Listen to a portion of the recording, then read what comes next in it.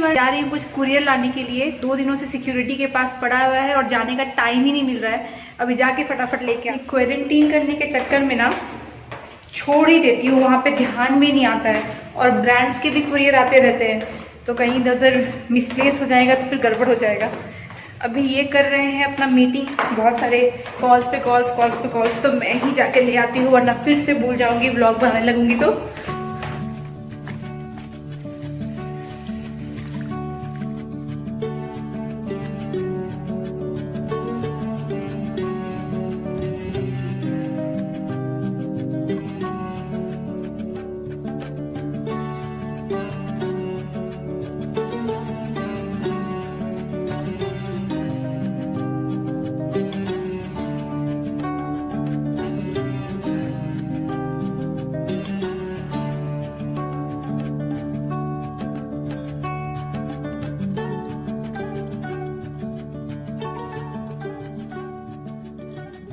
ये जो एक काम बढ़ गया है ना, कुरियर को सैनिटाइज करने का, क्वारंटीन करने का, ये बहुत बड़ा काम बढ़ गया है।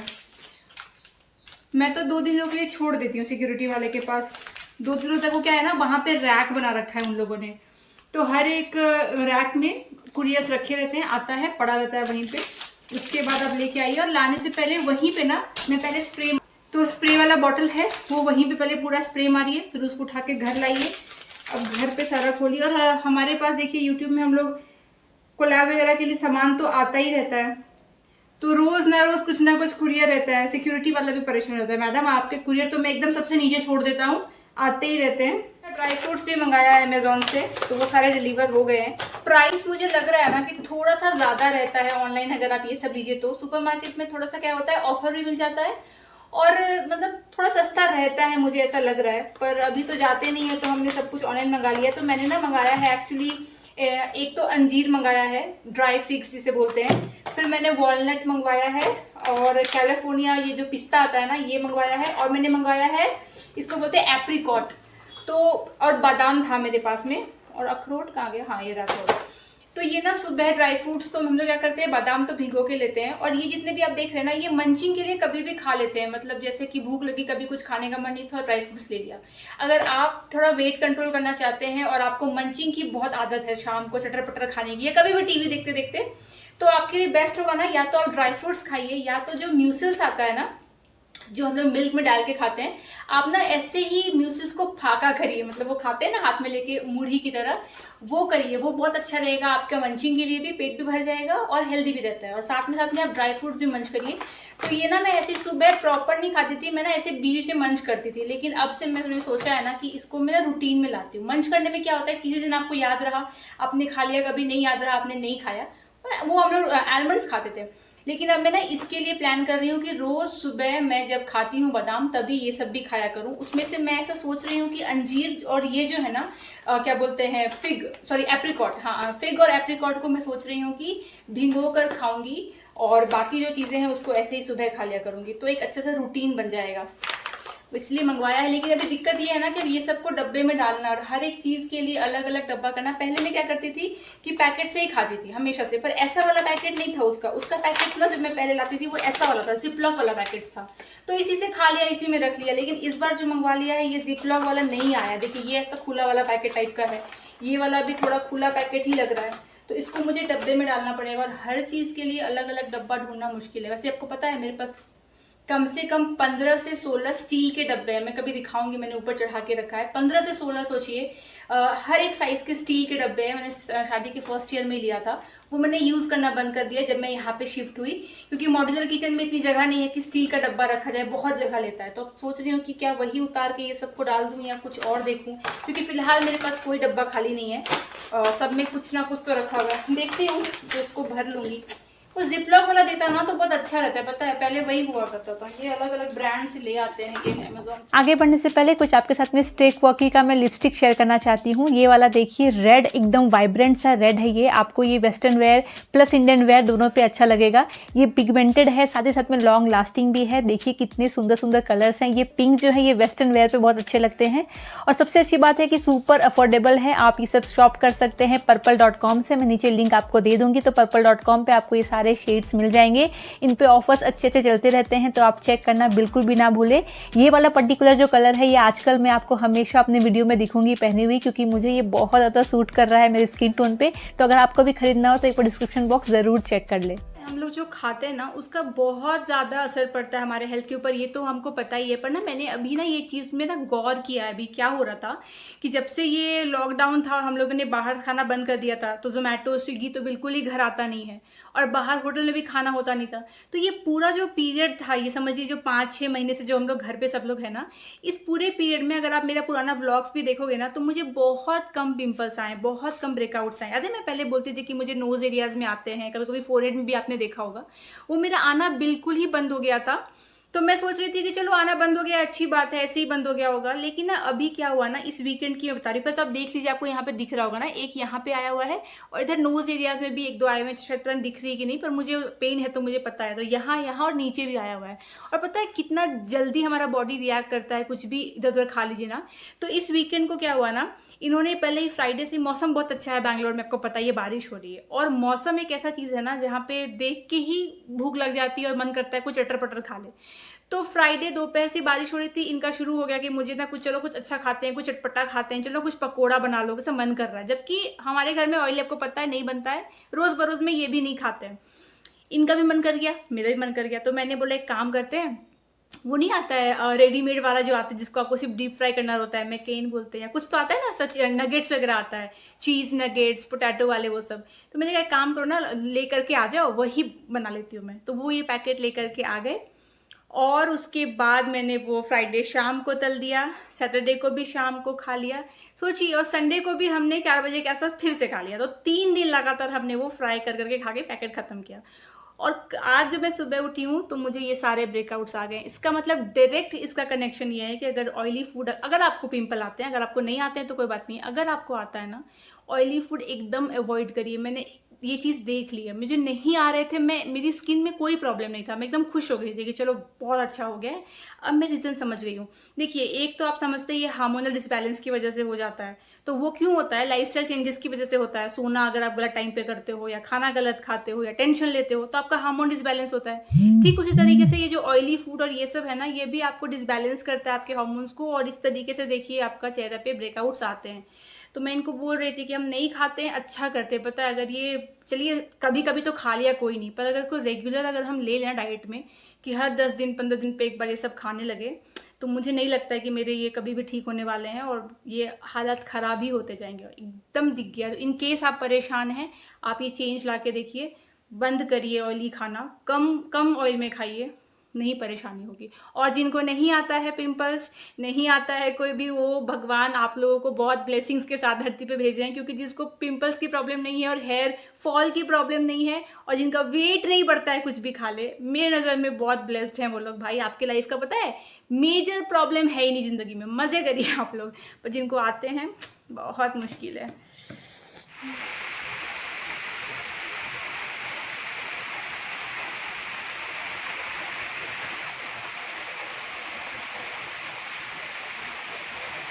और कचर पचर खाने का वीकेंड में ये वाला केक खा रहे थे हम लोग। ये वो केक है, फ्रूट केक नहीं आता है, टी केक भी बोल सकते हैं, अच्छा लगता है खाने में। तो ये भी मैंने काफ़ी ज़्यादा खा लिया। और बताइए, ये वीकेंड में हमारा बहुत प्रोडक्टिव रहा। इस वीकेंड को हमने कई सारे काम निपटाए। हमने सैटरडे को एक ग्लास कटिंग का काम करवाया, जो हमें एक DIY टाइप का आप कह सकते हैं हम करवा रहे हैं शू यूनिट के लिए, यहाँ पे फॉयर एरिया का। वो मैं आपको बताऊंगी अलग से कि वो हम क्या करवा रहे हैं। तो एक वो वाला काम करवाया। फिर उसके बाद में संडे में हमारा दरवाज़ा फिटिंग हो गया फाइनली। कारपेंटर आ करके दरवाज़ा उसने फिट कर दिया। तो पिछले 1 हफ्ते से दरवाजा नहीं था वहां पे, और काफी ट्रैफिक की नॉइज भी आती थी। वैसे UPVC है देखिए यूटिलिटी में, तो काफी कंट्रोल हो जाता है, पर वैसे भी अगर खुला रह गया ना वो खिड़की, तो बहुत ही साउंड आ रहा था और लाइट भी बहुत आ रहा था, टीवी देखने में दिक्कत हो रही थी। तो वो प्रॉब्लम सॉल्व हो गया, उसने लगा दिया। तो ये देखिए ग्लास कटिंग करवा रहे हैं ये खड़े होकर के, इनकी गप्पे चल रही है दुकानदार से। सबके साथ में इनका बहुत अच्छा ट्यूनिंग है, बातचीत होती रहती है। तो ये देखिए यहाँ पे ग्लास कटिंग के लिए हम लोग मेजरमेंट ले करके आए थे घर से, कि हमें तो बस एक बेसिकली वो करवाना है, एक लेज डलवाना है ग्लास का, ताकि एक पार्टीशन हो जाए और ऊपर नीचे हम सामान रख सके।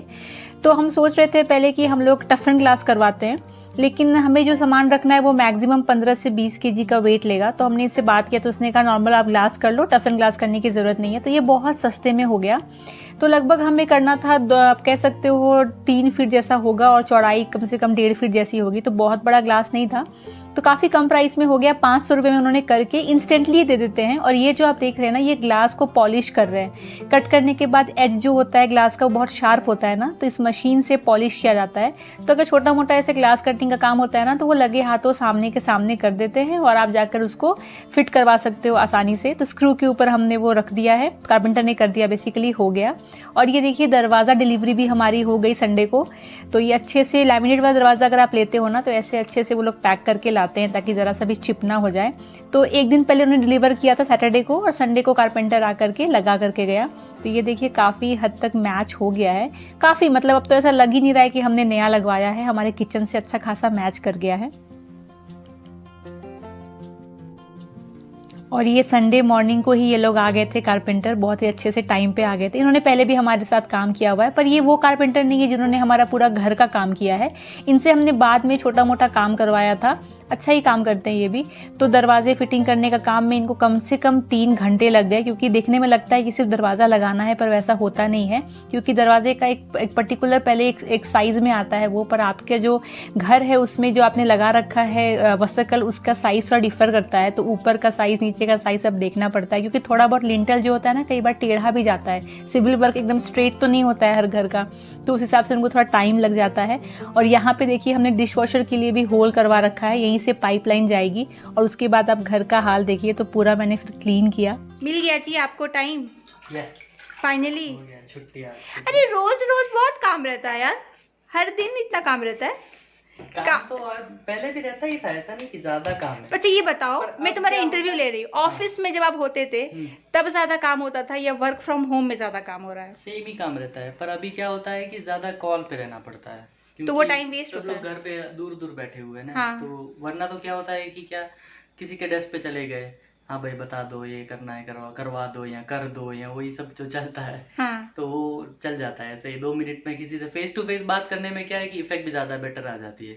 अभी फ़ोन पे मतलब ये जो स्काइप कॉल खींचता है। वगैरह होता है, वो थोड़ा ज़्यादा समझाना पड़ता है ताकि वो समझ जाए कि भाई हाँ यू गेट इट राइट। क्योंकि हमेशा मैं जैसे इनको देख रही हूँ ना, 4:30 5 नहीं, 5:15 5:30 6 हो जाता है, और रात को भी बैठते हैं आधा 1 घंटा काम करने के लिए। हो जाता है। पर फिर हमने अपना चाय टाइम चुरा लिया फाइनली। तो इसीलिए ज़्यादा एफर्ट डालनी पड़ जा रही है। है ना, मुझे भी लग रहा है बहुत, क्योंकि लंच टाइम में काम। मेक श्योर कि सामने वाला फेशियल एक्सप्रेशन हमको पता नहीं कि वो समझ रहा है कि नहीं समझ रहा है, तो 10 बारी और रिपीट करना पड़ता है।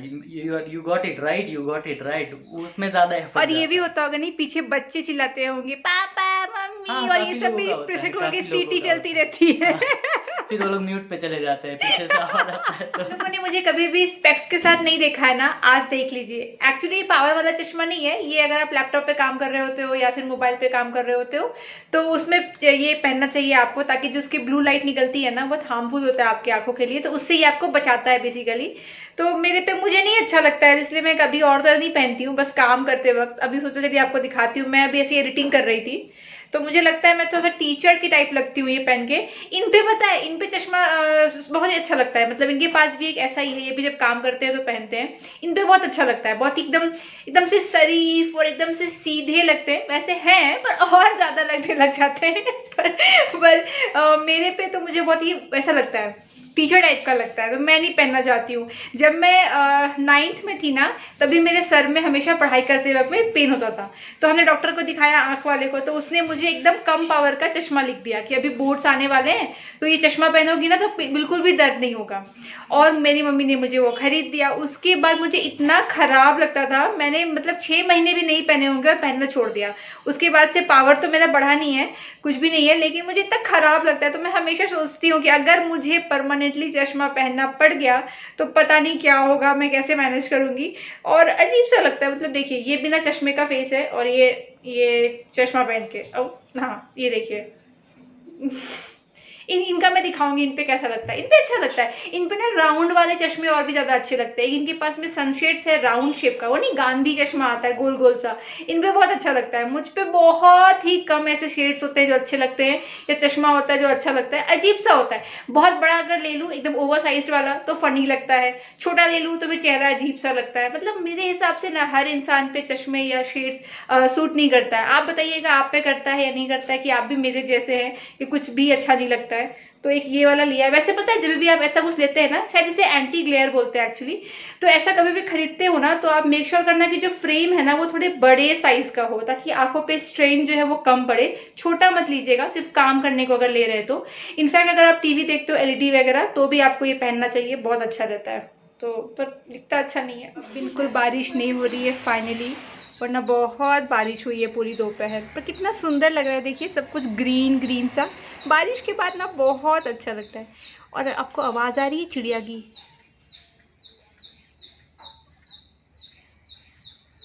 आ रही है ना, कितनी प्यारी। ये पता नहीं कौन सी चिड़िया है, पता है यहाँ पे तो वो भी आती है गिलहरी, और यहाँ पे भी कूदती है, इस पोर्शन में आती है, यहाँ आती है फिर यहाँ जाती है। और एक दिन तो यहाँ पे सो गई थी बहुत देर तक। पर देखिए बारिश के बाद सारे पत्ते कितने सुंदर लग रहे हैं, एकदम ग्रीन ग्रीन। और स्काई भी अच्छा लगता है रेनी सीज़न। तो वही है, ज़्यादा बारिश हो जाए तो मज़ा नहीं आता। कुछ देर अगर बारिश हो तो उसके बाद माहौल कितना अच्छा लगता है। और यही बारिश अगर लगातार 2-3 दिनों तक होती रहे तो फिर मूड कितना ऑफ हो जाता है और कुछ भी अच्छा नहीं लगता है ना।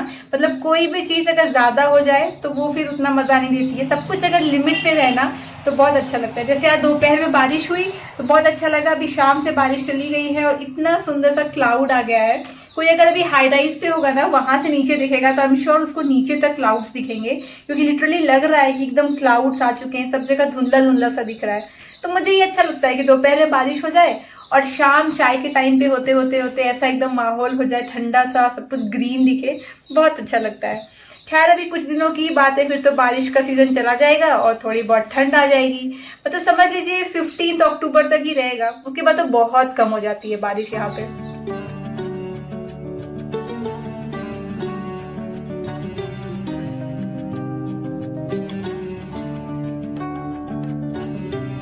आज बज गए हैं 5:30, चाय पीते पीते शाम हो गया बहुत। मतलब पहले से था कि 5-5:15 तक तो पीते थे, पर अभी थोड़ा बहुत डिले हो जाता है। लेकिन अभी पता है अभी तो दिन भी थोड़ा अभी भी लंबा ही हो रहा है। नहीं तो अभी कुछ दिनों में ना 1 महीने के अंदर ऐसा हाल हो जाएगा कि 5:45 बजते बजते अंधेरा हो जाएगा।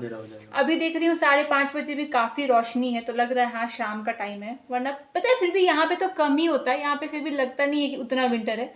पर नॉर्थ में जहाँ प्रॉपर विंटर पड़ता है ना, वहां तो मुझे याद है 5:45 बजते बजते आपको ऐसा लगेगा कि 6:30 बज गया है। और 5:30 तक तो अंधेरा, प्रॉपर अंधेरा। मतलब खेलने गए होते थे हम लोग तो मतलब 5 बजे से पहले तो लौट आना है, और 3 बजे स्कूल से आए 3:30 तक खेलने भाग जाते थे, क्योंकि जल्दी अंधेरा हो जाना है। वैसा यहाँ नहीं होता है, पर थोड़ा डिफरेंस तो हो जाता है। यहाँ पे इतना ठंडा भी नहीं पड़ता, यहाँ पे नहीं पड़ता है, पर इस बार मैं एंटिसिपेट कर रही हूँ कि ठंडा पड़ेगा। हाँ, क्योंकि लॉकडाउन की वजह से मुझे लगता है ना ओवरऑल बहुत चेंज हो गया है। हाँ। तो मुझे तो इस बार पूरी उम्मीद है कि मस्त ठंडा पड़ेगा, उतना नहीं पर मजा आएगा। पर हाँ, एक ब्लॉग में मैंने बोला था कि बहुत मजा आएगा, बहुत ठंड पड़ेगा। तो किसी ने कहा था कि शोना आप यहाँ पे रहते हो, ठंडा मांग रहे हो, हम लोग दिल्ली में रहते हैं, वहाँ पे तो हालत खराब हो जाती है। नहीं, आई एग्री। मैं दिल्ली के 3 ठंड में रही हूँ, मतलब 3 विंटर देखा है दिल्ली का।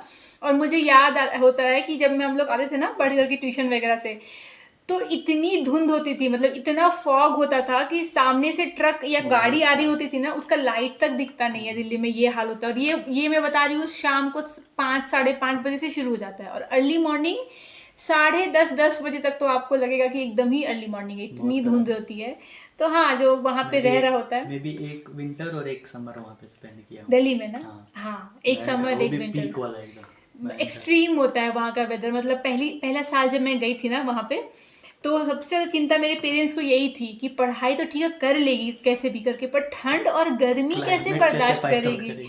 सच में पहला साल बहुत दिक्कत हुआ था, पर फिर आदत लग जाती है। देखिए पटना में भी बहुत ठंड होती है, दिल्ली और पटना में ना बहुत डिफरेंस नहीं लगा था मुझे, क्योंकि मैं पटना का भी मैंने बहुत ठंड देखा है। मेरे पटना में मेरे मामा पोस्टेड थे ना, तो हम लोग कई बार ऐसा होता था कि क्रिसमस के टाइम पे छुट्टियां में उनके घर, क्रिसमस से लेकर के न्यू ईयर तक, तो वहाँ पे भी उतनी ही ठंड पड़ती है पटना में, और बाकी जगह मतलब थोड़ा मतलब कम ही पड़ती होगी, पर पटना का मैंने देखा है बहुत ठंड पड़ती है। और बंगाल साइड में, नॉर्थ बंगाल साइड में जो बिहार का पोर्शन है वहाँ पे भी बहुत ठंड है, पर कंपैरेटिवली दिल्ली से थोड़ा कम लगता है। दिल्ली तो कड़ाके की ठंड है। तब तो गाना भी है ना, प्यार तेरा, कौन सी दिल्ली की सर्दी। हाँ, इसलिए बना है वो गाना। ये तो अदरक वाली चाय है? क्या बात है। सुबह उन्होंने बनाई पतली सी चाय। पतली सी चाय मतलब दूध कम लगता है, पानी ज्यादा, ऐसा। वो एकदम ही पतली सी थी, पर अभी मस्त बनाया। Thank you.